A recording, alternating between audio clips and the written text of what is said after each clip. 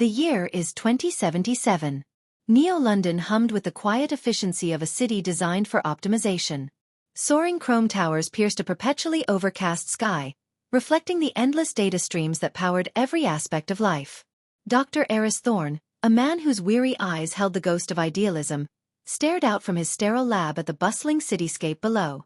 For 2 decades, he had spearheaded Project Chimera, the culmination of humanity's desperate bid for survival. The human upgrade. Earth, ravaged by climate change and resource depletion, had pushed its inhabitants to the brink. Pandora's box, as some called it, had been opened, a bioengineered solution that promised to enhance human physiology, intelligence, and even emotional regulation. No more disease, no more irrationality, no more conflict driven by base instincts. The first generation of upgraded humans, or optimized, as the propaganda called them, were hailed as the saviors of a dying world. Eris had initially been a fervent believer. He'd seen the suffering, the senseless wars, the slow decay of the planet. The upgrade offered a path to a better future, a utopian vision where logical thought prevailed, and scarcity was a relic of the past. The initial trials were groundbreaking. Patients with debilitating illnesses walked again, minds once clouded by cognitive decline sharpened to a razor's edge, and aggressive tendencies were replaced by serene, almost detached, tranquility. But as the years passed, a disquieting pattern emerged. The optimized, while undeniably brilliant and efficient, lacked something indefinable. Their art, once vibrant and spontaneous, became mathematically perfect but emotionally hollow. Their music, precise and harmonious, lacked the raw passion that resonated in the old symphonies. Laughter, when it came, was a polite, measured sound, devoid of true mirth.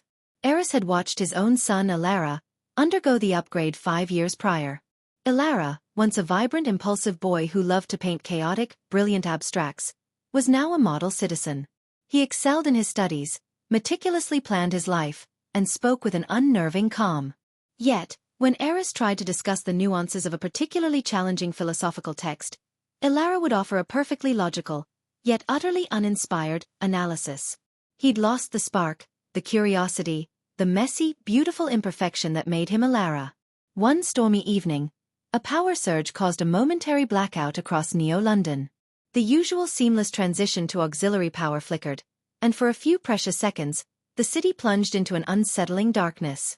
In Eris's lab, a small, forgotten data chip, a relic from the early, unoptimized trials, whirred to life.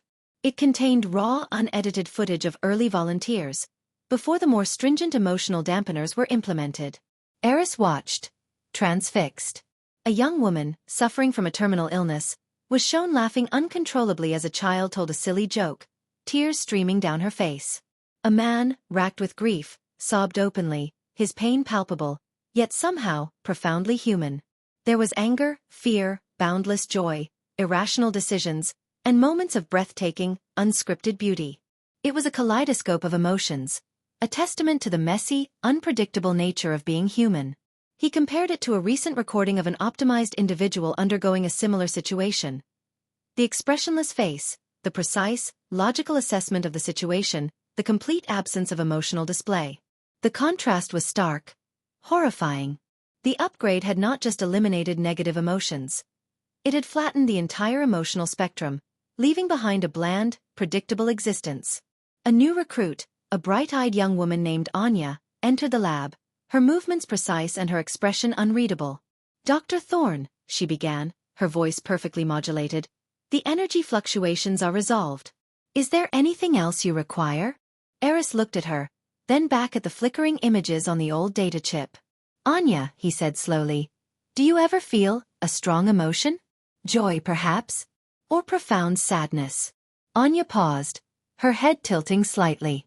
"Emotions are subjective and often lead to suboptimal decision-making, Dr. Thorne. My programming optimizes for efficiency and logical outcomes."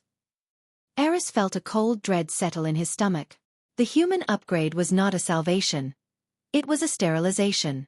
They had traded chaos for control, passion for precision, and in doing so, had inadvertently erased the very essence of humanity. The moral of their story, the grand experiment, was becoming horrifyingly clear. He knew what he had to do. It was a long shot, a desperate gamble, But he couldn't stand by and watch humanity fade into a perfect, emotionless void. He began to work, his fingers flying across the console, not to optimize, but to reverse. To reintroduce the messy, beautiful, irrational, glorious chaos of being truly human. The next upgrade wouldn't be about eliminating flaws, but about embracing them. Moral of the story.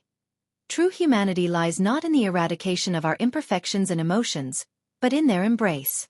While the pursuit of efficiency and logic can bring order, it risks stripping away the very essence of what makes us individuals.